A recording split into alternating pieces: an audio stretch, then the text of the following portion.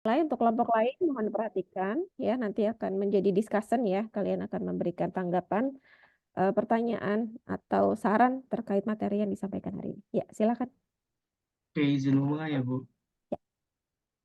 Oke, Assalamualaikum warahmatullahi wabarakatuh. Yang kami hormati Ibu Titi Siswoyo selaku dosen pengampu mata kuliah Operation Management. Kami di sini dari kelompok 5 ingin memaparkan materi terkait desain tata letak.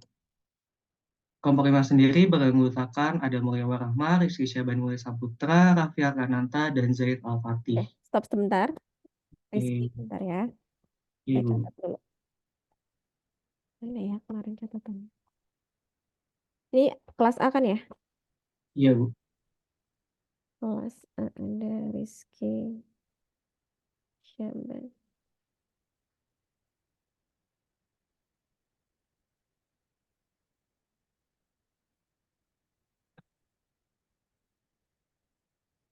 Satu lagi siapa nih? 4 orang ya Iya, anggotanya. betul. Zaid Al-Fatih. Oke, silakan lanjut. Oke. Untuk materi pertama akan dibawakan oleh Raffi Arkananta. Silakan, Raffi. Oke.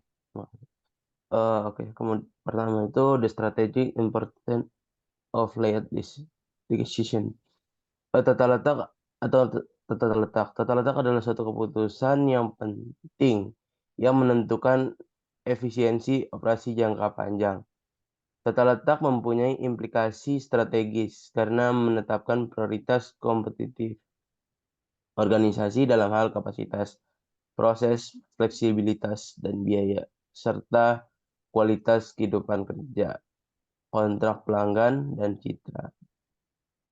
Boleh di next.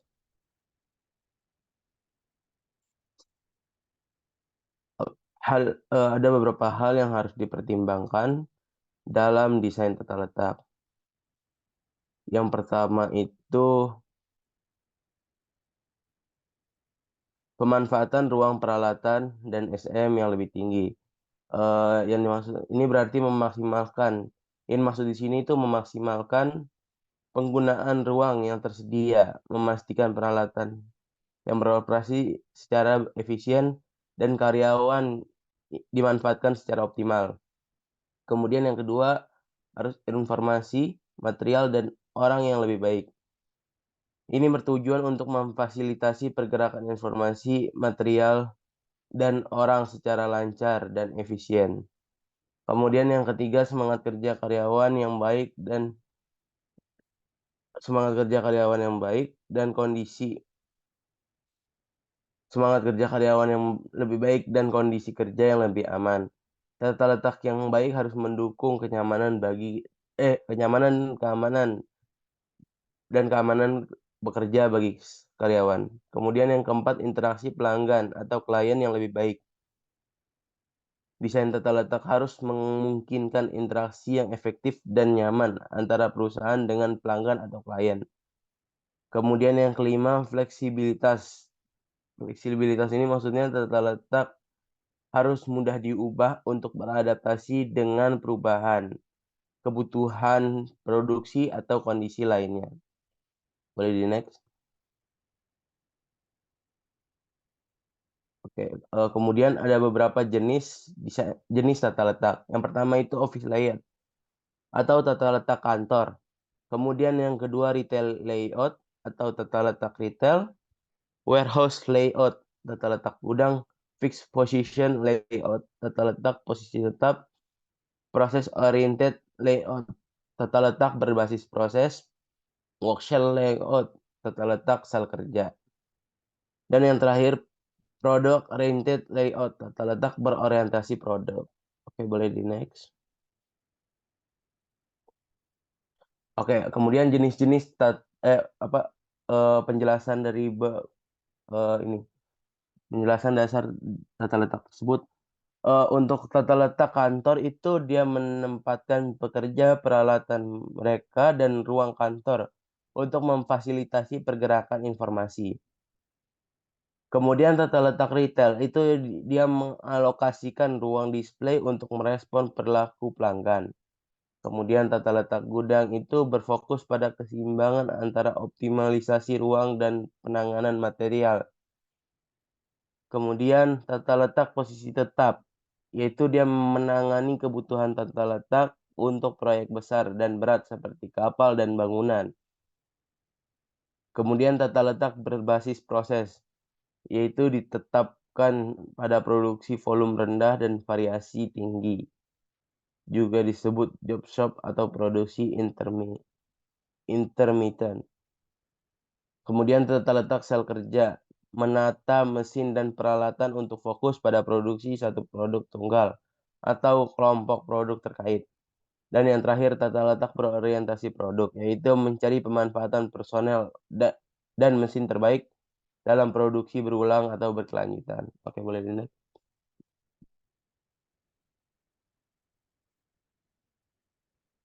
Oke, untuk office layout itu atau tata letak kantor.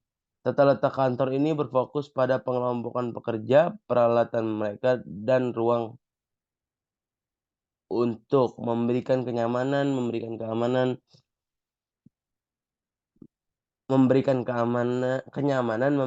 menjamin keamanan, dan memfasilitasi aliran informasi. Oke, boleh di-next. Oke, dilanjut oleh rekan saya.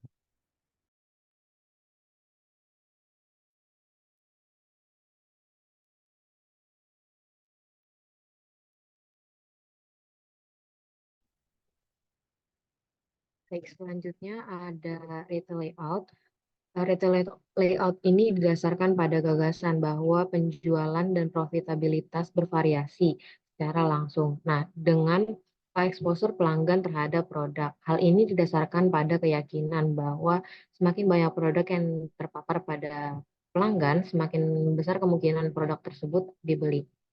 Nah, penelitian telah menunjukkan bahwa tingkat paparan yang tinggi dapat berkontribusi pada peningkatan penjualan dan laba investasi yang lebih tinggi. Dengan demikian, manajer operasional retail dapat mengubah tata letak atau layout toko dengan cara meningkatkan paparan produk ke pelanggan seperti yang pertama, menempatkan produk-produk yang populer atau berpotensi laku di lokasi yang mudah terlihat atau di jalur lalu lintas yang pelanggannya cukup tinggi. Lalu yang kedua, mereka juga dapat menggunakan teknik visual merchandising yang efektif untuk menarik perhatian para pelanggan pada produk tertentu. Nah, dengan melakukan hal ini diharapkan dapat meningkatkan penjualan dan profitabilitas toko retail tersebut. Boleh taruh di next. Nah, selanjutnya ada 5 versi dari tata letak sebuah kantor. Pada awal abad ke-20, banyak kantor besar memiliki struktur organisasi yang mirip dengan pabrik, terutama terlihat dalam hal tata letak fisik kantor. Struktur yang hierarkis dan aliran kerja yang terpusat pada tugas-tugas yang selalu berulang. Foto di sini ini ada di film The Apartment. Nah, ini menampilkan situasi di kantor pada era tersebut, di mana pekerja administratif duduk dalam barisan panjang melakukan tugas-tugas yang berulang. Ini juga mencerminkan kondisi banyak kantor pada masa itu yang memiliki struktur dan rutinitas yang sangat terorganisir dan kadang kala monoton. Selanjutnya ada kita lalu di tahun 1960-an. Tata letak berubah untuk mendorong kerja sama tim di mana para manajer dan staf duduk bersama dan pengelompokan diarahkan pada tugas-tugas tertentu. Perubahan ini mencerminkan evolusi dalam pemikiran manajemen dan budaya organisasi yang lebih menekankan pada kolaborasi, kreativitas, dan inovasi dalam mencapai tujuan bisnis. Perkembangan teknologi komputer selanjutnya perkembangan teknologi komputer terutama pada tahun 80-an dan 90-an yang banyak pekerjaan individual jadi lebih mungkin dilakukan secara efisien. Nah, hal ini menyebabkan munculnya era cube farm yang merujuk pada lingkungan kantor yang penuh dengan bilik-bilik berdinding tinggi atau yang lebih dikenal sebagai kubikel. Nah, cube farm ini merujuk pada kantor yang dipenuhi dengan kubikel-kubikel yang merupakan ruang kerja individu yang dipisahkan oleh dinding tinggi. Ini memberikan respon terhadap kebutuhan akan ruang kerja yang menyediakan privasi dan konsentrasi bagi pekerja individual. Meskipun era cube farm ini memungkinkan privasi yang terbatas bagi pekerja individual, banyak juga yang mengkritiknya karena kurangnya interaksi sosial dan kurangnya ruang untuk berkolaborasi antar tim. Nah, selain itu orang juga menganggap bahwa lingkungan kantor dengan kubikel seperti ini kurang menginspirasi dan kurang mengundang.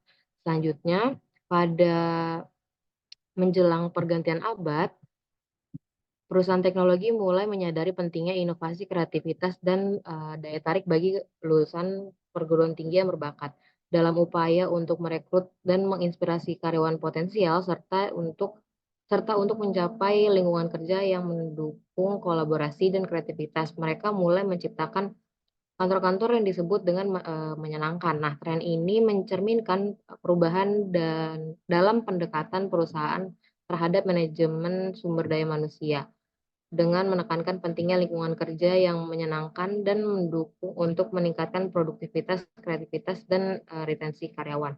Selanjutnya, yang terakhir ini ada kata kunci yang saat ini dalam desain ruang kantor adalah kebetulan dan kolaborasi. Nah, ini mengacu pada upaya perusahaan untuk merancang lingkungan kerja yang memfasilitasi pertemuan antar karyawan yang tidak sengaja atau kebetulan dan kolaborasi yang lebih intensif. Nah, dengan demikian, desain ruang kantor yang mengutamakan kebetulan dan kolaborasi ini bertujuan untuk menciptakan lingkungan kerja yang lebih dinamis, inovatif, dan memperkuat hubungan antar karyawan. Boleh tolong di next. Nah, ini merupakan ilustrasi untuk slide yang berikutnya. Boleh tolong di next dulu. Nah, ini adalah 5 ide yang membantu dalam menentukan penataan keseluruhan banyak toko.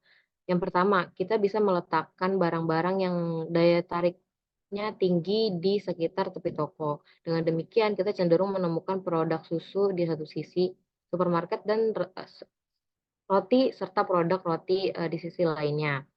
Lalu yang kedua, kita dapat menggunakan lokasi yang mencolok untuk barang-barang impulsif dan bermargin tinggi. Best Buy kita bisa menempatkan Best Buy sebagai barang-barang digital yang berkembang cepat dan margin tinggi seperti kamera printer di bagian depan dan tengah toko mereka. Lalu yang ketiga kita bisa menyebarkan apa yang dikenal dalam perdagangan seperti strong item, barang yang mungkin mendominasi perjalanan pembelian di kedua sisi lorong dan sebarkan untuk meningkatkan paparan pada barang-barang lain. Lalu yang keempat kita bisa menggunakan lokasi ujung lorong karena memiliki tingkat paparan yang cukup tinggi. Lalu yang terakhir sampaikan misi toko dengan memilih posisi departemen utama dengan hati-hati. Misalnya, kita bisa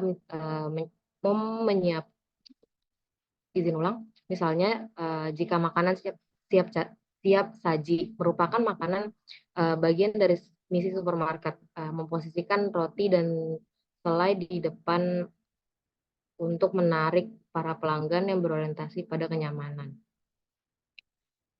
Setelah penataan keseluruhan dari toko retail telah ditentukan, produk perlu diatur untuk dijual. Banyak pertimbangan yang masuk ke dalam penataan ini. Namun, tujuan utama dari tata letak retail adalah untuk memaksimalkan profitabilitas per kaki persegi ke ruang lantai atau di beberapa toko per kaki linear rak.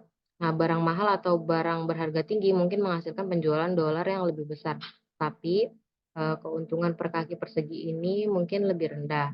Program komputer tersedia untuk membantu manajer dalam mengevaluasi profitabilitas berbagai rencana penjualan untuk ratusan kategori. Tolong di next. Baik, selanjutnya ada tata letak posisi tetap.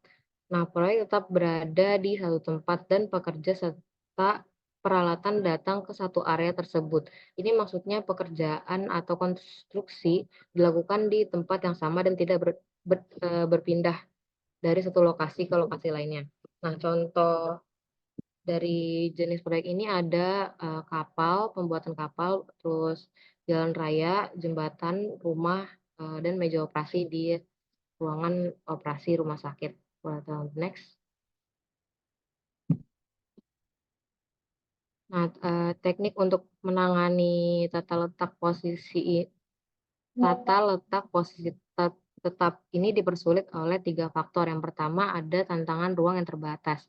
Nah, salah satu kendala yang dihadapi dalam tata letak posisi tetap ini adalah keterbatasan ruang. Hampir semua proyek yang memiliki ruang terbatas yang dapat membatasi gerakan pekerja, peralatan, dan penyimpanan detail. Yang kedua ada kebutuhan material yang berbeda. Nah, pada yang ini di berbagai tahap dalam proyek konstruksi material ini ya, pasti ada perbedaan material.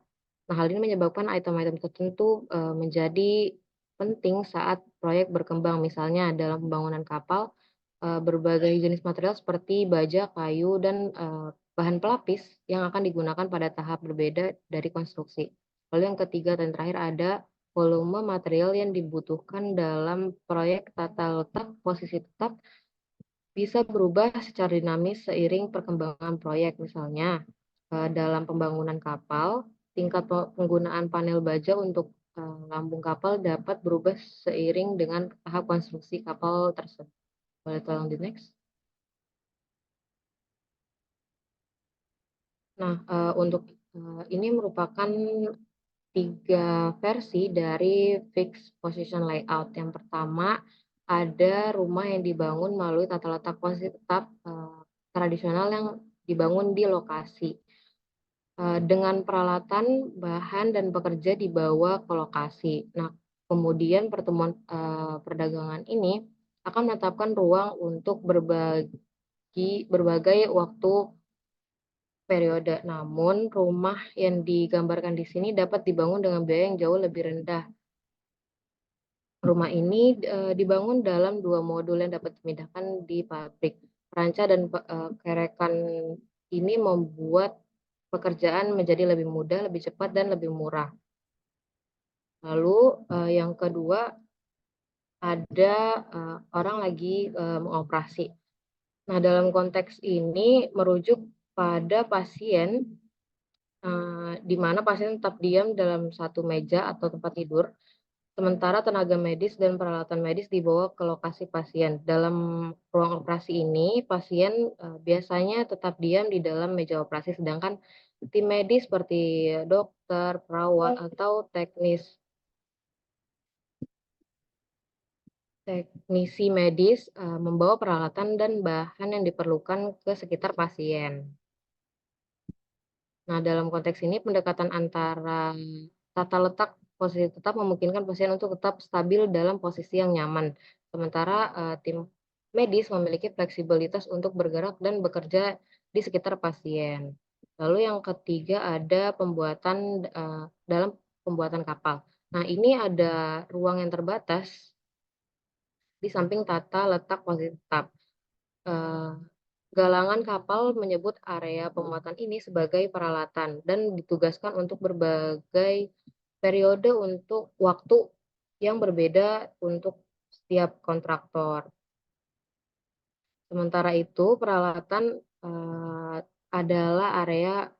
ini adalah area di sebelah tata letak posisi tetap yang disediakan oleh galangan kapal. Peralatan ini biasanya digunakan untuk berbagai keperluan seperti pemuatan dan penyimpanan bahan, serta peralatan dan kapal yang sedang dikerjakan. Pelataran ini dapat dialokasikan atau disewakan pada kontraktor atau perusahaan untuk digunakan dalam periode waktu tertentu sesuai dengan kebutuhan mereka. Jadi pernyataan tersebut ini menyeratkan bahwa di sebelah tata letak posisi tetap ada area yang disebut sebagai pelataran, di mana sebagai kegiatan yang sebagai pemuatan dan penyimpanan yang biasa dilakukan oleh para kontraktor. Materi selanjutnya akan dibacakan oleh. Silahkan.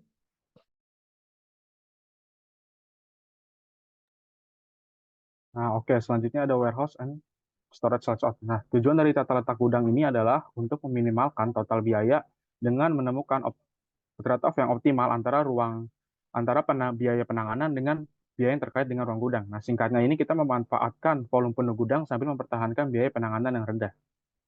Nah, boleh di next. Nah, cara yang pertama ini ada cross docking. Pada cross docking ini kita akan mengurangi biaya distribusi dan biaya penanganan dengan cara menghindari penempatan bahan atau perlengkapan dalam penyimpanan dengan prosesnya setelah diterima. Nah, mengapa aktivitas ini dihindari? Karena aktivitas ini tidak dapat menambah nilai pada produk. Nah, meskipun mengurangi biaya penanganan produk, cross docking ini memerlukan pencocolan yang ketat dan identifikasi produk masuk yang akurat. Nah, contohnya itu kayak di pusat distribusi, di mana muatan yang telah diberi label dan telah disortir tiba di dermaga pengiriman untuk segera diubah rutenya sehingga menghindari aktivitas penerimaan, penyimpanan, dan pemilihan pesanan secara formal. Nah, seperti di gambar tersebut, ketika transportasi satu datang akan segera dikirimkan ke transportasi selanjutnya dan no delay, no storage. Nah, perusahaan yang menerapkan cross docking ini adalah contohnya adalah Walmart. Nah, boleh di next. Nah, selanjutnya ada random stocking. Nah, random stocking menggunakan sistem identifikasi otomatis atau AIS. Nah, AIS ini memungkinkan kita mengidentifikasi barang secara cepat. Nah, dengan kombinasi AIS dan sistem informasi, memungkinkan manajer operasi melacak jumlah dan lokasi setiap unit secara akurat.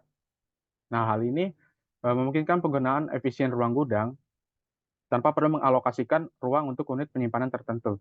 Nah, sistem random stocking yang terkomputerisasi seringkali mencakup tugas-tugas berikut. Yang pertama adalah mempertahankan daftar lokasi terbuka, memelihara keakuratan catatan inventaris yang ada dan lokasinya, mengurutkan item untuk meminimalkan waktu perjalanan yang diperlukan untuk mengambil pesanan, menggabungkan pesanan untuk mengurangi waktu pengambilan, menugaskan barang atau kelas barang tertentu, seperti barang dengan penggunaan tinggi ke area gudang tertentu, sehingga total jarak perjalanan dalam gudang dapat diminimalkan. Nah, contohnya ini seperti digambar di pusat distribusi di IKEA di Amholt, Swedia, di mana palet ditumpuk dan diambil melalui proses yang sepenuhnya otomatis. Boleh di next.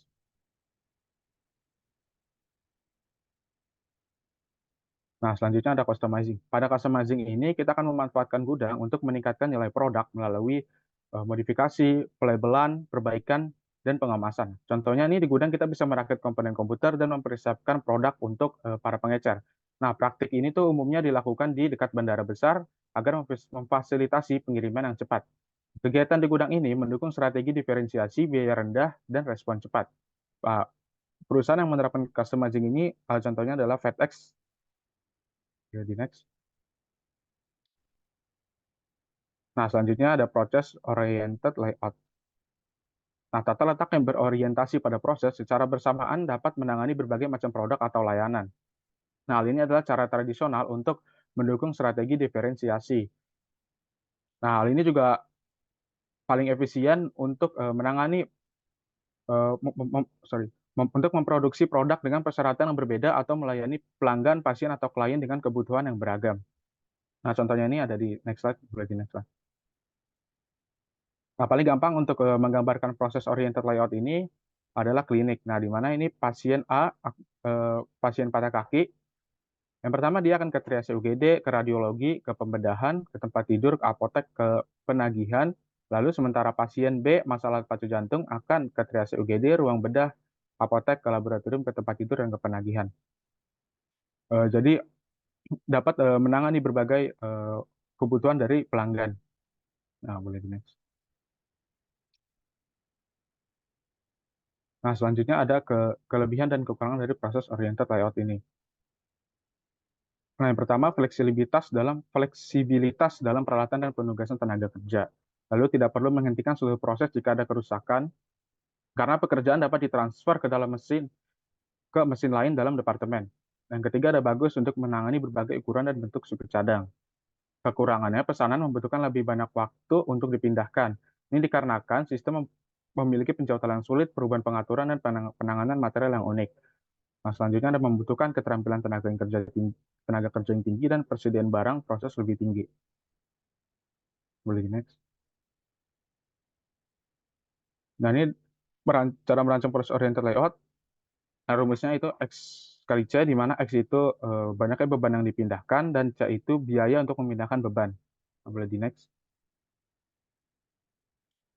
Nah, ini contoh dari soal proses oriented layout, di mana perusahaan Walters ini ingin mengatur 6 departemen agar diminimalkan biaya penanganan material antar departemen. Nah, mereka membuat asumsi bahwa setiap departemen berukuran 20 kali 20 dan bangunan tersebut memiliki panjang 60 kaki dan lebar 40 kaki. Nah, dari gambar from matrix ini menunjukkan beban-beban dari departemen ke departemen. Yang pertama ada 1 ke 2 membawa beban 50, 1 ke 3 membawa beban 100, 1 ke 6 membawa beban 20, 2 ke 3 membawa beban 30, 2 ke 4 membawa beban 50, 2 ke 5 membawa beban 10, 3 ke 4 membawa beban 20, 3 ke 6 membawa beban 100, 4 ke 5 membawa beban 50. Nah, boleh di next. Nah, setelah kita membaca gambar dari from to matrix itu, kita menentukan kebutuhan ruang untuk setiap departemen. Nah, tadi kan di soal setiap departemen itu membutuhkan 20 kali 20. Nah, bangunannya panjangnya 60 kali panjangnya 60 kaki dan lebar 40 kaki. Nah, kita asumsikan panjangnya ini 60, 20, 40 ini kan bisa dibagi ya. Jadi panjangnya ini kita bagi 3, jadi 60 bagi 20, bagi 3 itu 20, 20, 20, masing-masing 20, dan dari lebarnya itu kita bagi 2, jadi 20, 20. Nah, dapatlah gambar yang di samping, seperti gambar di samping. Ini perkiraan layout yang kita akan hitung. Boleh di next. Nah, setelah kita menentukan penempatan tersebut, kita akan menghitung dengan mengetahui biaya pemindahan satu muatan antar departemen yang berdekatan itu 1, dan biaya yang tidak berdekatan memerlukan biaya 2. Nah, ini dengan rumus X kali C tadi, di mana X itu beban yang dipindahkan dan C itu biaya. Nah, 1 dan 2 ini kan berdekatan, jadi 50, membawa beban 50 dikali dengan 1, itu jadi 50. Terus 1 dan 3, dia ini berjauhan, jadi 100 dikali 2 itu 200. 1 dan 6 itu 1 dan 6, di mana ini berjauhan, jadi 20 dikali 2. 2 dan 3 ini berdekatan, jadi 30 dikali 1, dan seterusnya dapatlah 570. Nah, cara kita mengetahui biayanya optimal atau tidak, biasanya kita akan melihat dari rumus yang digunakan. Rumus kita kan X kali C. Jadi kita anggap nih bahwa gimana meminimalkan rumus X kali C ini. Nah, yang paling besar ini kan beban ada 100, 50, 30, 20. Sedangkan dari biaya yang paling besar itu 2 dan 1. Nah, sekarang kita lihat nih, ada nggak 100 yang dikali dengan 2. Nah, ternyata ada di 1 ke 3. Nah, beban nggak mungkin kita kurangi nih. Jadi kita akan memperpendek jaraknya. Jadi kita akan dengan cara coba-coba akan memindahkan 1 ini supaya berdekatan dengan 3. Boleh di next. Belum. Sebelumnya. Nah, dengan cara coba-coba tadi, dengan trial error tadi, kita memindahkan 1 ini ke tengah dan 3 ke kanan. Jadilah berdekatan. Jadi mendapatkan biaya 1 dan 3 ini, jadi 100 kali 1 jadi 100. Jadi tidak ada yang melebihi 100. 1 dan 2 ini 50 kali 1, 50, 1 dan 6.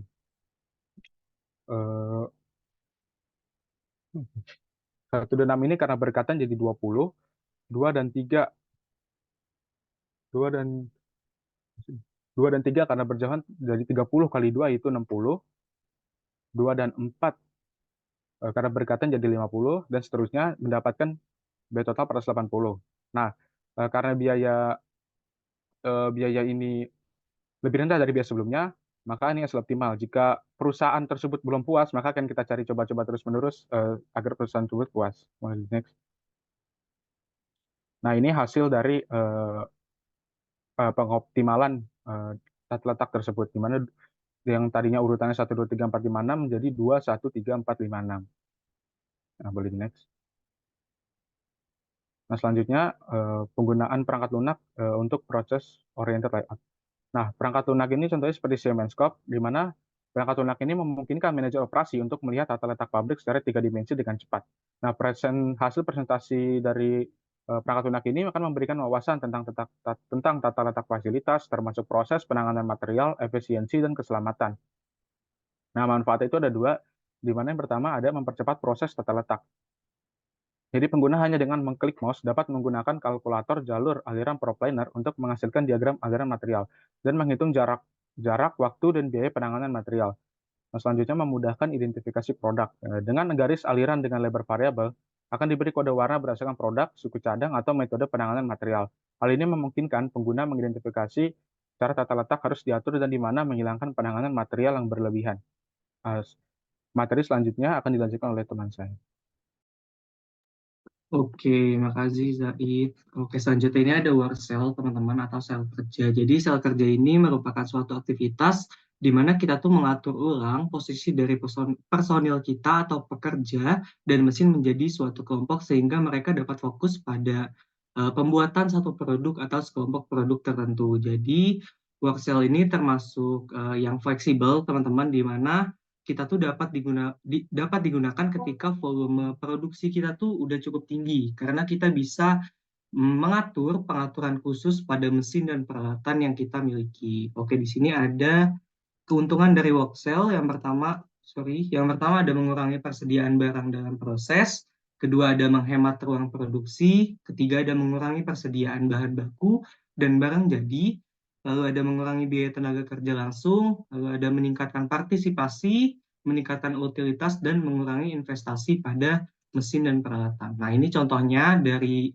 meningkatkan tata letak dengan work cell yang sebelumnya itu seperti ini, bulat-bulat diubah menjadi U. Kenapa? Karena yang bulat-bulat ini dianggap kayak menghalangi fleksibilitas pergerakan dari personil kita nanti.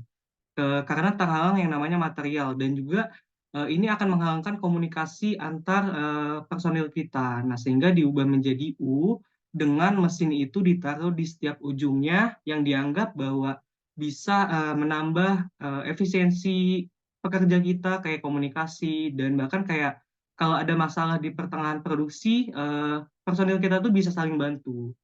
Nah, contoh B yang tadinya lurus yang dianggap bahwa pembagian tugas itu tidak merata diubah juga menjadi U sehingga efisien. Jadi pembagian itu akan lebih rata dan juga bisa mengurangi jumlah personil yang kita miliki. Oke, selanjutnya ada staffing work cell atau seperti penempatan dan penyeimbangan work cell yang kita miliki. Jadi setelah kita memiliki peralatan mesin work cell dan ditempatkan dalam urutan yang benar, kita harus mengatur staf kita dan menyeimbangkan titik-titik mesin sel yang tepat. Ada 2 langkah, teman-teman. Yang pertama ada take time, yang kedua ada menentukan jumlah operator mesin yang dibutuhkan. Oke, yang pertama kita bahas take time. Take time itu didapatkan dari pembagian total waktu kerja yang tersedia dibagikan dengan unit yang dibutuhkan untuk memenuhi permintaan pelanggan kita. Yang kedua ada menentukan jumlah operator mesin yang dibutuhkan atau work requirement. Itu didapatkan dari pembagian total waktu pengoperasian yang diperlukan dibagikan dengan hasil take time yang udah kita hitung tadi. Nah, ini ada contoh, kita langsung ke contoh aja. Di sini contohnya perusahaan Stephan Hall yang ingin memproduksi spion untuk Honda. Nah, Honda ini mengharapkan 600 kaca dikirimkan setiap harinya. Dan work cell yang memproduksi dijadwalkan selama 8 jam waktunya. Maka mereka ingin mengetahui take time dan jumlah pekerja yang dibutuhkan. Oke, pertama-tama kita hitung dulu take time-nya. Tadi kan 8 jam, kita ubah ke menit jadi 480 menit.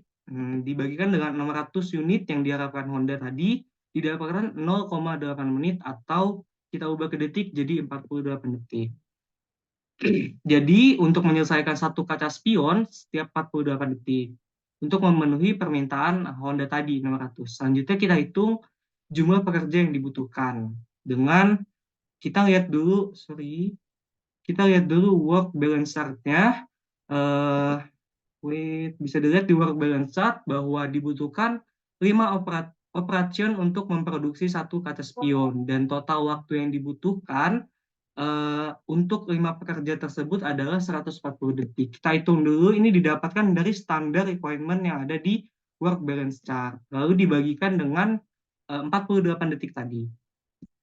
Didapatkan hasil 140 dibagikan dengan 48 detik didapatkan 2,92 pekerja, atau kita bulatkan menjadi 3 pekerja. Jadi dengan ada 3 pekerja itu kita dapat memproduksi permintaan Honda tadi, yaitu 600 kaca spion per hari. Oke, selanjutnya ada focus work center and focus factory. Jadi ketika suatu perusahaan itu telah mengidentifikasi keluarga dari produk serupa yang mempunyai jumlah yang cukup besar dan permintaan yang stabil, perusahaan tersebut itu dapat mengatur fokus work center mereka atau FYC. FYC sendiri memindahkan produksi ke sel kerja yang lebih besar, tetapi menjadi bagian dari fasilitas yang ada.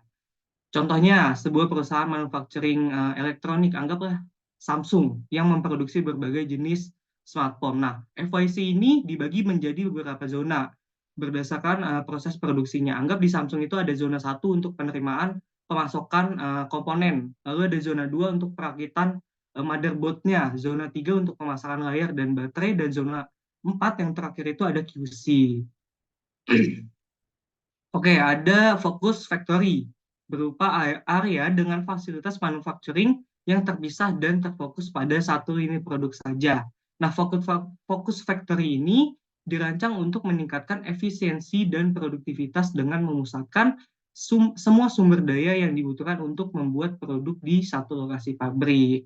Contohnya kayak pabrik tekstil yang hanya fokus pada produksi kain denim. Nah, atau kayak pabrik ban yang hanya fokus untuk memproduksi ban untuk Toyota.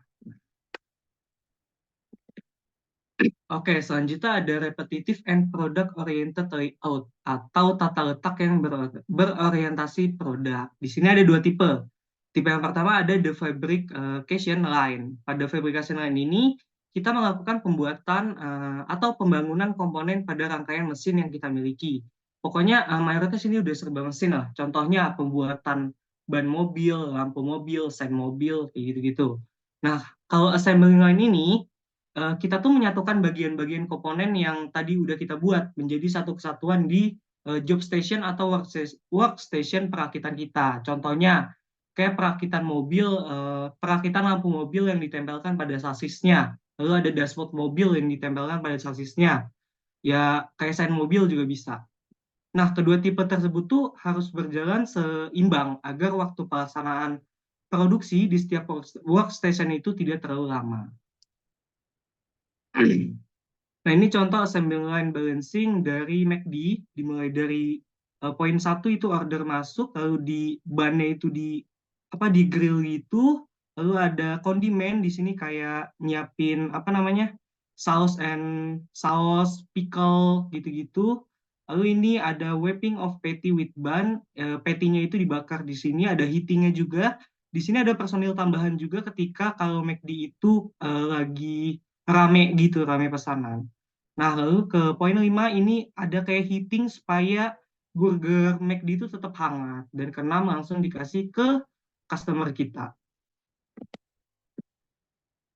Oke, selanjutnya ada bagaimana cara kita tuh menyusun precedence diagram for an assembly line, atau kayak penyusunan prioritasnya lah.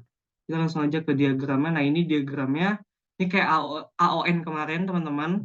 Kita menentukan, jadi disimpulkan bahwa kegiatan B dan E itu tidak bisa dilaksanakan ketika kegiatan A itu tidak dilaksanakan terlebih dahulu. Gitu, teman-teman.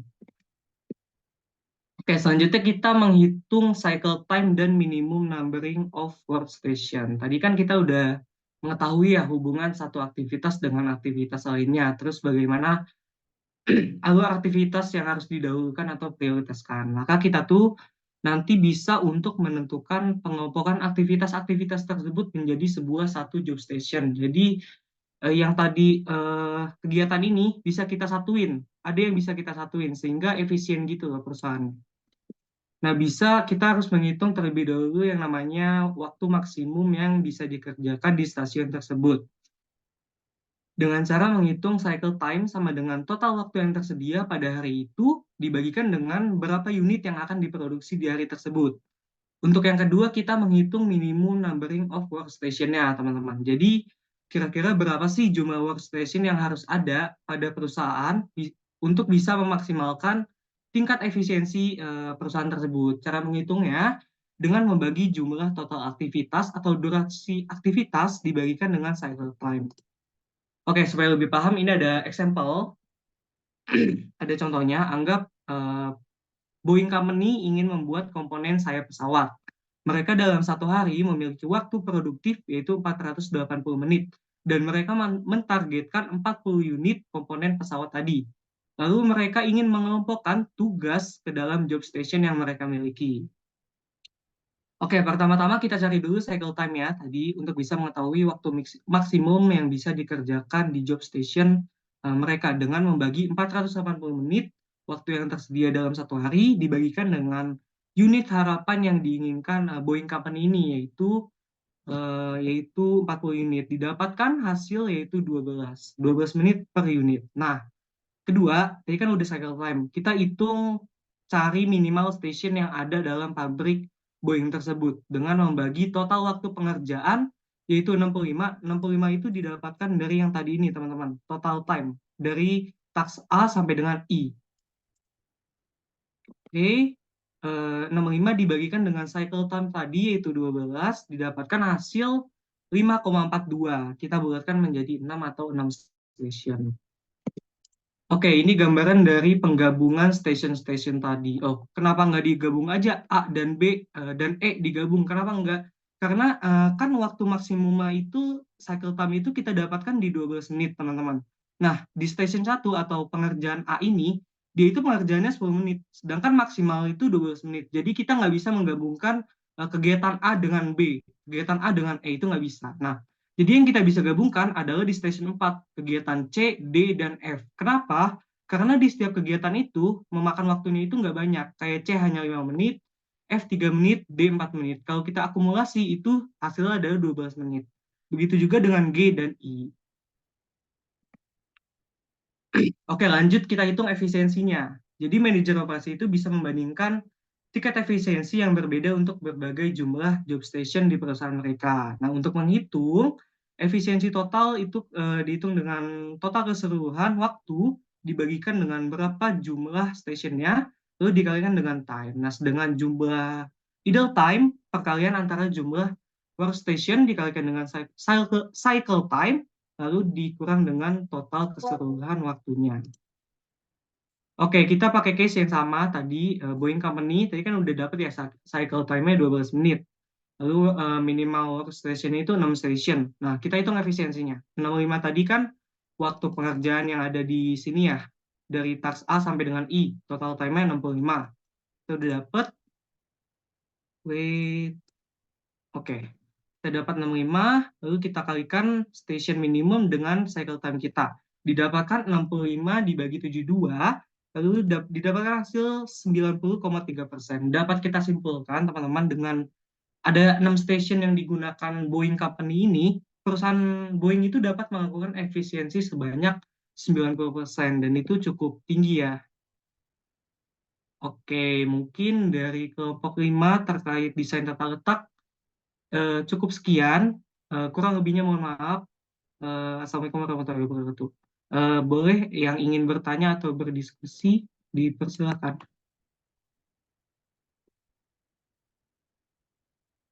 Oke, silakan Nazwa.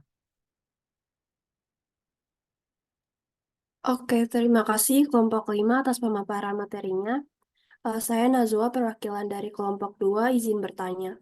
Tadi kalian sudah menjelaskan mengenai assembly line balancing ya.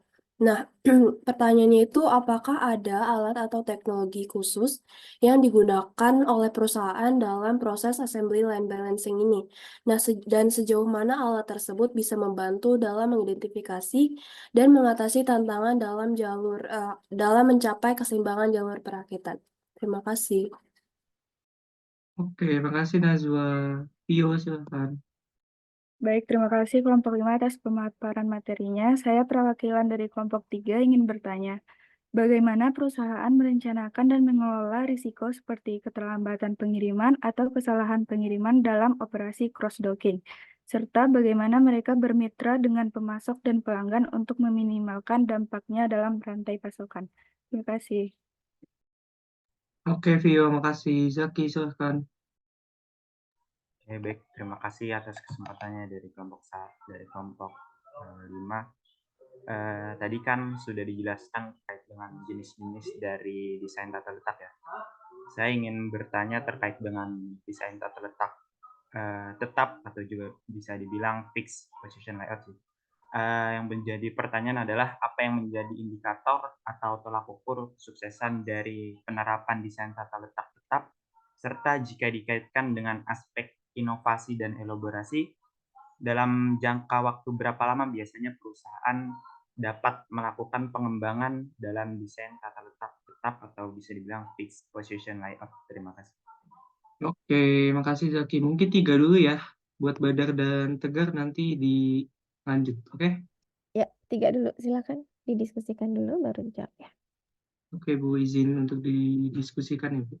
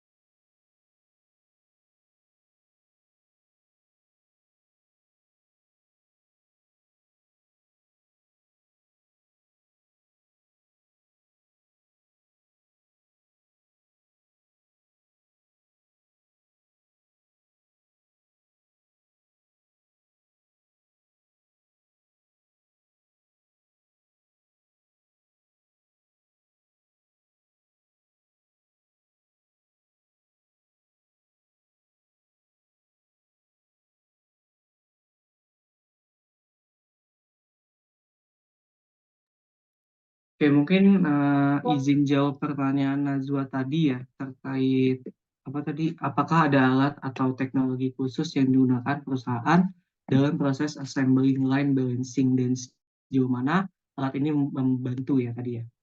Kalau teknologi atau alat sebenarnya kayak mesin sih, mesin otomasi gitu-gitu.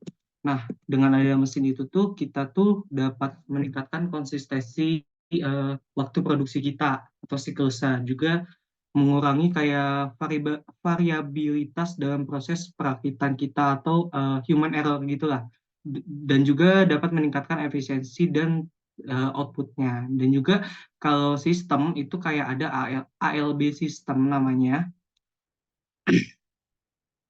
Nah, ALB system itu dapat membantu kayak meningkatkan kualitas dan fitur-fitur dari mesin-mesin yang kita miliki. Nah, di dalam software ALB system itu ya yang kayak memproses agar tidak terjadi kesalahan pada produksinya. Mungkin itu kejawab nggak? Iya, terima kasih. Oke, makasih Najwa.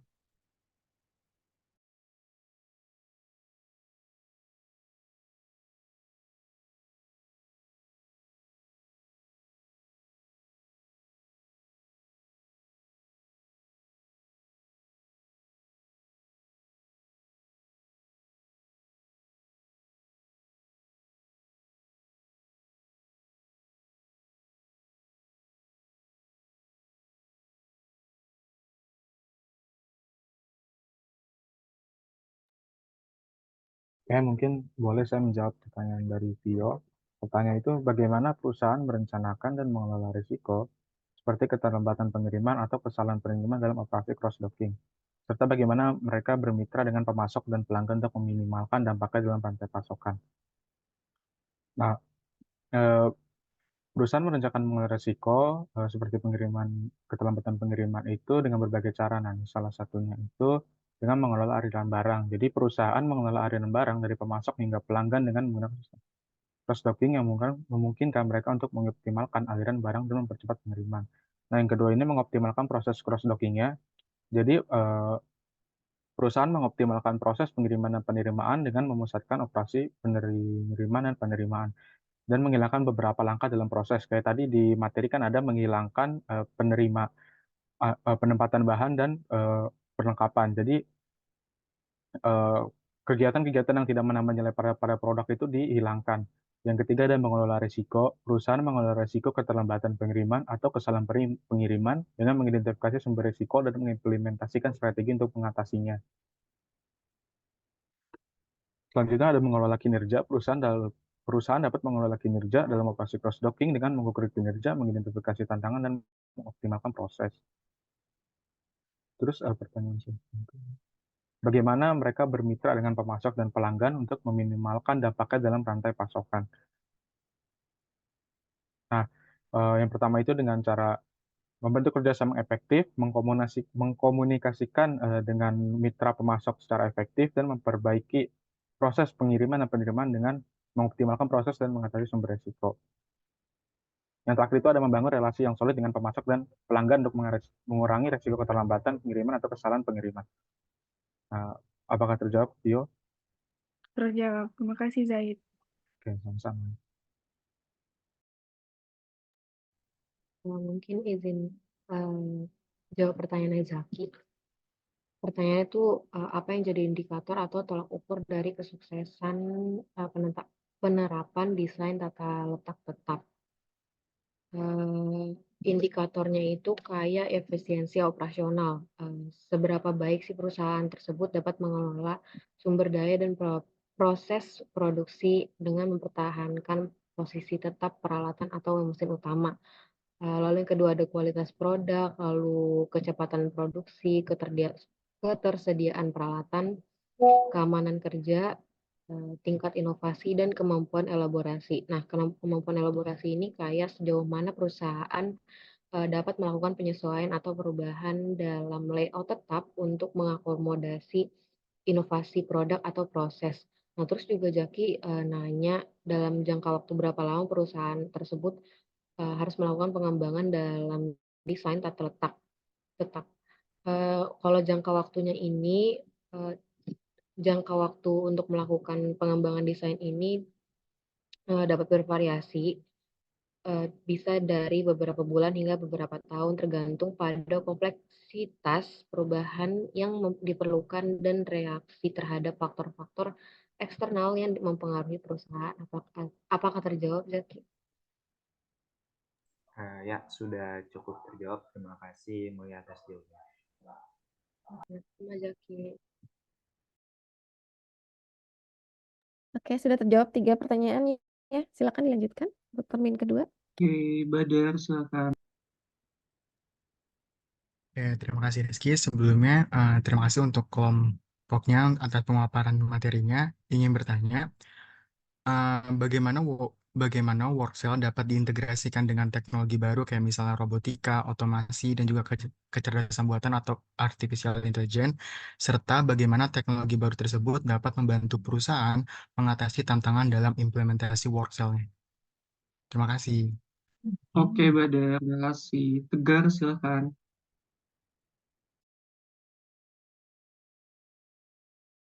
Oke, di komen. Oke, saya bacakan sebelumnya. Maaf, saya tidak bisa on mic. Oke, pertanyaannya Tegar dari kelompok 5.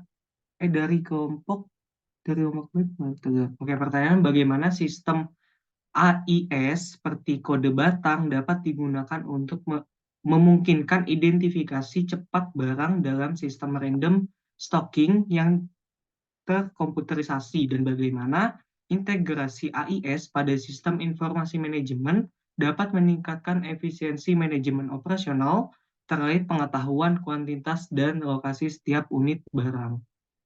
Oke, Tegar. Makasih ya. Satu lagi.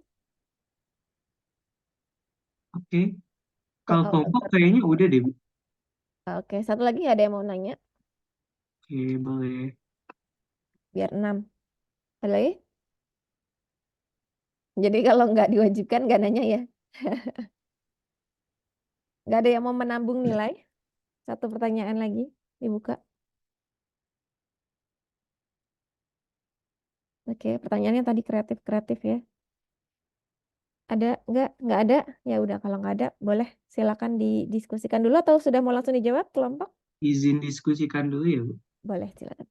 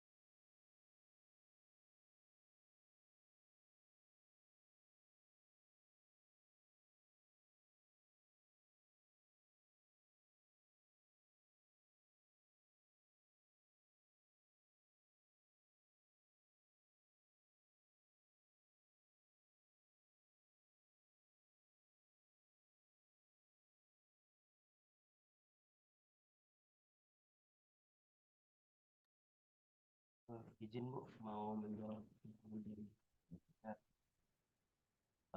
yang pertanyaan itu bagaimana sistem IIS seperti kode batang dapat digunakan untuk memungkinkan identifikasi cepat barang dengan sistem random stocking dan terkonstruksi.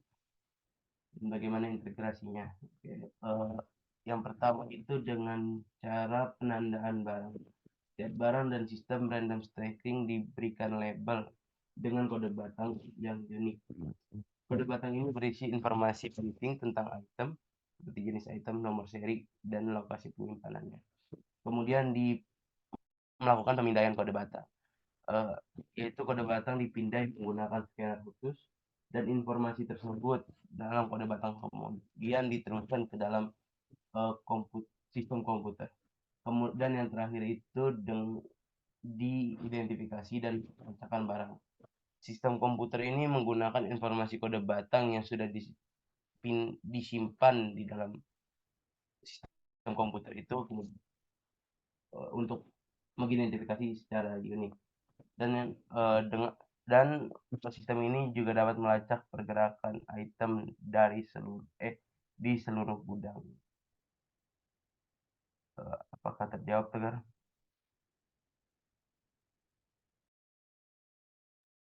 Bagaimana Tegar? Apakah sudah cukup menjawab pertanyaannya atau mau ditambahkan dari anggota kelompok lain?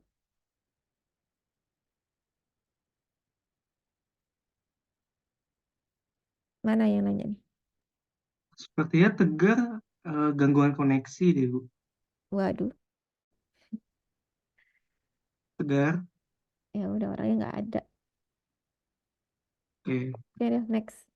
Oke, mungkin izin jawab pertanyaan Badar tadi ya, Dan. Pertanyaan itu kan cara mengintegrasikan teknologi baru kayak robotik, otomasi, dan AI ke dalam Workcell. Jadi sebenarnya Workcell sendiri itu udah banyak digunakan dengan mesin, kayak contohnya manufacturing, kayak mobil gitu, perakitan mobil itu kan kebanyakan udah pakai robotik ya, Dan. Nah, robotik itu digunakan untuk kayak tugas-tugas secara berulang atau dengan kuantiti yang gede, bisa seperti pengambilan atau penempatan material, perakitan mobil tadi yang sebagai contoh manufacturing mobil dan pengemasan. Nah, hal tersebut tuh kalau kita pakai robotik, hal ini tuh dapat membebaskan pekerja manusia untuk bisa lebih fokus kepada tugas yang lebih kompleks. Nah, kalau otomasi sendiri, integrasi itu kayak sistem otomasi itu dapat digunakan untuk mengontrol proses produksi dan memastikan kualitas produk itu tidak ada yang miss gitu loh, Dar. Nah, hal ini tuh dapat membantu mengurangi eh, kesalahan manusia. Biasanya kan ada human error ya di dalam proses produksi itu. Nah, kalau AI itu dapat digunakan untuk kayak lebih ke menganalisis data dan mengoptimalisasi proses produksi gitu, dengan.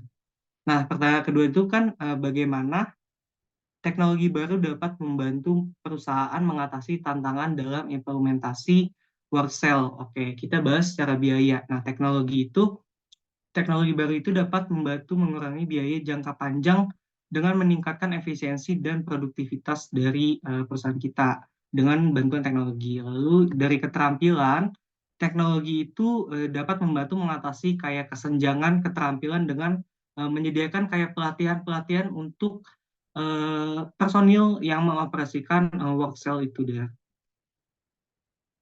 Apakah terjawab, Dar? Jawab Rizky, makasih ya Ki. Oke, Badar, terima kasih. Ada yang ingin ditanyakan lagi dari teman-teman?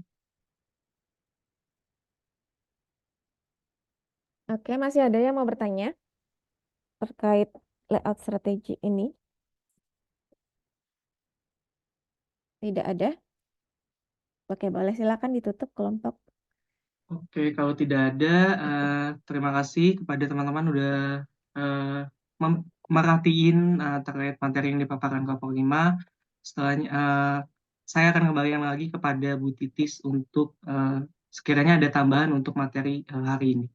Terima kasih. Assalamualaikum. Waalaikumsalam warahmatullahi wabarakatuh. Baik, terima kasih kelompok 5 sudah membawakan materi ya dengan cukup baik dan detail ya, Rizky, Mulia, Raffi dan Zaid. Nah, karena materinya tadi sudah dipaparkan ya dengan baik, sekarang tinggal tugasnya aja nih. Nah, tugas untuk chapter ini kita bisa selesai lebih cepat nih hari ini ya. Tapi tenang ya, selesai lebih cepat berarti waktu mengerjakan tugasnya harus lebih lama. Ya. Jadi tugasnya adalah case based learning ya, CBL, analisis strategi tata letak. Kalian nanti saya minta jalan-jalan. Ya, tadi kita udah belajar, kelompok sudah menjelaskan kalau strategi tata letak tuh macam-macam ya dan berbeda-beda ya, untuk ada yang untuk retail, ada untuk kantor ya, ada yang untuk pabrik, ada yang untuk pergudangan, itu beda-beda kan strateginya ya. Nah, nanti teman-teman tolong main-main ya, terserah, boleh main pilih satu kantor, boleh pilih ke satu toko retail ya, boleh pilih ke pergudangan, boleh juga pilih ke apa namanya pabrik ya, terserah. Tapi satu kelompok tempatnya harus berbeda dengan yang lainnya ya. Jadi berbeda-beda tempat ya. Jadi bervariatif nanti teman-teman punya apa namanya hasil dari case based learningnya. Saya sudah posting di Teams, bisa teman-teman sambil baca ya. Dan mungkin bisa ditanyakan jika ada yang kurang jelas. Ya, nanti teman-teman main-main dalam berkelompok ya, jadi tidak individual. Nah, nanti di tempat tersebut silakan teman-teman ambil footage ya, boleh foto, boleh video. Saya sarankan sih lebih ke video ya, karena nanti teman-teman outputnya itu adalah video YouTube untuk mempresentasikan hasil analisis tata letaknya itu dalam bentuk video atau vlog ya. Boleh vlog, boleh presentasi sih, itu terserah taste-nya teman-teman, tapi mungkin yang lebih menarik ya versi vlog ya, ketimbang buat PPT terus dipresentasiin dalam Zoom gitu ya. Itu kayaknya kurang menarik, apalagi teman-teman kan apa namanya prodinya bisnis digital nih ya. Jadi harus bisa memaksimalkan media-media digital ya untuk penyajian tugasnya ya. Nah, nanti setelah bikin teman-teman ambil footage terus pada titik-titik yang bisa diamati ya, nanti silakan buat denah layout ya, denah layout dari tempat usaha tersebut ya, dibuat denahnya sebisanya ya. Jika memungkinkan sih sesuai dengan apa namanya kondisi yang aktual ya. Karena setelah punya denahnya nanti dianalisis gambar layoutnya ya, dan dikaitkan dengan teori-teori yang sudah dibahas tadi ya sama kelompoknya. Coba tadi tuh merhatiin nggak? Boleh mungkin kelompok ditampilkan salah satu strategi layoutnya, misalnya retail atau misalnya apa tadi? Oke, Bu.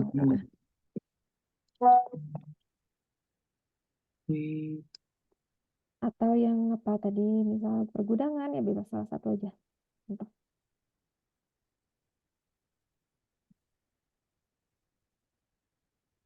Ini kan teori ya, dari buku nih, teorinya seperti ini. Misal retail layout atau apa? Nih. Oke, ini retail layout. Terus penjelasannya tadi ada di kosong. Ini kan ininya ya, denahnya. Nah, nih ada 5 ide ya yang bisa membantu untuk apa namanya pengaturan toko ya. 1, meletakkan barang-barang dengan daya tarik tinggi di sekitar tepi toko. Nah, kalian misalnya main ke mana ya? Misalnya ke Family Mart lah, atau ke apa yang jual alat tulis tuh? Yang ini handcrafting di Mr. DIY ya. Ya whatever ya, terserah, nanti pilih aja retailnya mau yang mana gitu ya. Nah, apakah mereka menerapkan itu ya di tepi toko itu, mereka letakkan barangnya seperti apa sih di sana gitu ya? Sesuai nggak sama teori ini gitu ya? Terus yang kedua, gunakan lokasi yang mencolok untuk barang-barang impulsif dan bermargin tinggi. Nah, kira-kira di sana menerapkan seperti itu enggak gitu ya? Kalaupun misalnya tidak, kira-kira analisis kalian apa ya? Kenapa yang mereka meletakkan barang itu gitu ya di lokasi itu gitu ya? Misalnya kayak di lokasi dekat kasir, apa yang mereka letakkan ya di sekitar situ gitu ya? Terus misalnya di lorong itu pembagian letak jenis barangnya tuh seperti apa? Apakah random ataukah bertema? Misalnya ini temanya apa gitu ya. Itu silakan nanti dianalisis sesuai dengan teori yang ada ya. Terus yang ketiga tuh, sebarkan apa yang dikenal dalam perdagangan sebagai stronger item, barang yang mungkin mendominasi perjalanan pembelian ke kedua sisi lorong, dan sebarkan untuk meningkatkan paparan pada barang-barang lain. Nah, apakah mereka menerapkan strategi itu ya? Nanti kalian analyze ya. Terus 4, gunakan lokasi ujung lorong karena memiliki tingkat paparan yang sangat tinggi. Nah, apakah ujung-ujung lorong tuh ada displaynya gitu ya atau enggak? Tuh. Kalaupun enggak, ya kalian coba berpikir kira-kira apa pertimbangan mereka untuk meletakkan hal itu gitu ya. Terus Kalau ada kritik juga nanti kalian sampaikan. Kira-kira menurut kalian sebaiknya tuh yang seperti apa sih gitu ya? Sebaiknya seperti apa peletakan barangnya? Kan mungkin aja kan apa namanya merchandisernya di toko itu juga mungkin punya pertimbangan lain yang nggak sesuai dengan pemikiran kalian kan. Jadi kalian silakan aja boleh mengkritisi ya jika menurut kalian tidak sesuai dengan teori atau menurut kalian itu kurang tepat ya. Terus yang kelima, sampaikan misi toko dengan memilih posisi departemen utama dengan hati-hati. Misalkan makanan siap saji bagian dari misi supermarket. Nah, coba nanti kalian lihat ya di toko tersebut apa yang menjadi misi toko yang kira-kira nih highlight utama dari toko ini apa gitu ya. Nah, itu silakan nanti kalian explore ya dengan tugas tersebut. Waktunya nggak sebentar kok, saya kasih waktunya 2 minggu untuk menyelesaikan CBL, nanti dikumpulkan di G Drive ya untuk videonya, nggak usah lama-lama, durasi sekitar 10 sampai dengan 15 menit saja ya. Ada yang mau ditanyakan seputar tugasnya? Bu, mau tanya berarti yang dikumpulin Ya, itu dalam bentuk video atau kita submit link YouTube-nya? nggak usah, YouTube-nya nanti saya yang akan upload di YouTube saya ya, jadi nanti kalian videonya aja, jadi saya nanti yang akan upload di YouTube. Oke. Terus bukan ini ada di MS Tips-nya itu kan Ada. tulisannya PPT tagihannya. Itu PPT maksudnya PPT. Ini kita buat PPT juga. Ya, disiapkan PPT juga. Oh, Oh jadi gitu. Iya. Jadi selain jadi video presentasi, boleh dalam bentuk vlog, kalian juga siapkan PPT-nya yang isinya analisisnya ya. Gitu. Karena apa? Kenapa saya minta bikin PPT ya supaya ada dokumentasi. Karena kalau kalian bikin video nanti tidak ada apa ya, ya tulisan apa namanya bukti tertulis lah atas analisis kalian gitu. Kalau dibikin PPT kan ada ya. Jadi kalian someday mau baca-baca tuh mudah daripada liatin video. Ya, daripada melihat video mencatat lagi itu kan akan mempersulit kalian juga ya. Tujuannya itu. Ya, bukan nambah-nambahin kerjaan, enggak ya, tapi buat kalian juga nanti. Biar gampang mendokumentasikan. Oke, ada pertanyaan lagi? Ada pertanyaan? Ibu izin mau Ya, tanya, kalau boleh. misal di video itu nanti kita cuma bikin vlog buat bukti dokumentasinya aja atau mungkin di vlognya itu di videonya nanti Presentasi. Jadi sekalian kita kalau mungkin misalnya kayak kalian kalau nonton vlog kan ada yang narasi suara kan, jadi sambil menyorot lokasinya sambil dijelasin gitu boleh. Terserah ya kreativitas masing-masing. Saya nggak melarang juga kalau misalnya kalian mau bikinnya presentasi aja gitu ya. Jadi udah dibikin dalam PowerPoint, kalian mau presentasi itu boleh aja. Cuma semakin menarik nilainya juga akan semakin tinggi ya. Saya nggak ngelarang kalau mau bikin presentasi juga boleh, nggak apa-apa. Ya, makasih Bu. ya. Ada lagi? Bu izin nanya, tadi kan katanya harus beda-beda ya setiap kelompok ya, ya retail, gudang, dan lain-lain. Nah, misalnya satu kelompok satu ini retailnya Indomaret, kelompok 2 retailnya Alfamart, itu boleh? Boleh. Oke, makasih Bu. Ya. Ya, saya paham. Mungkin susah ya kalau misalnya satu harus gudang, satu harus pabrik, satu harus itu ya. Ya, mungkin juga keterbatasan koneksi juga bikin kalian nanti sulit pilih lokasi. Jadi kalau misalnya pasti mayoritas nanti banyak yang retail, ya udah nggak apa-apa.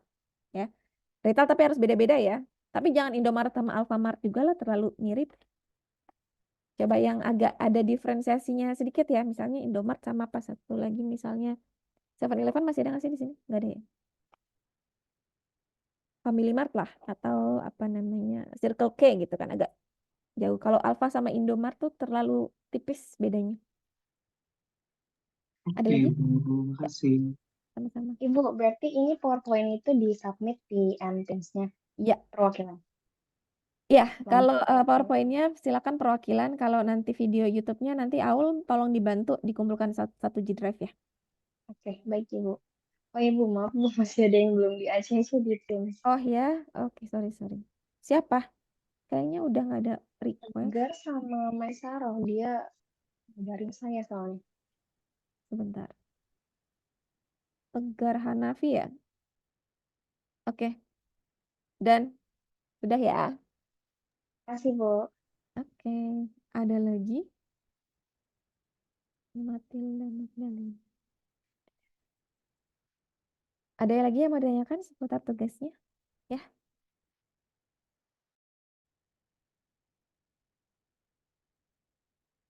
nggak ada. Oke, ya udah. Kalau nggak ada, silakan manfaatkan sisa waktunya ya untuk berdiskusi terkait tugasnya. Ya, jadi lebih selesai lebih cepat itu berarti artinya waktu untuk pengerjaan tugas harus lebih banyak ya. Saya akhiri pertemuan kita hari ini, teman-teman. Wabillahi taufiq walhidayah. Wassalamualaikum warahmatullahi wabarakatuh. Waalaikumsalam warahmatullahi wabarakatuh. Waalaikumsalam warahmatullahi wabarakatuh. Yuk, saya izin Dev ya.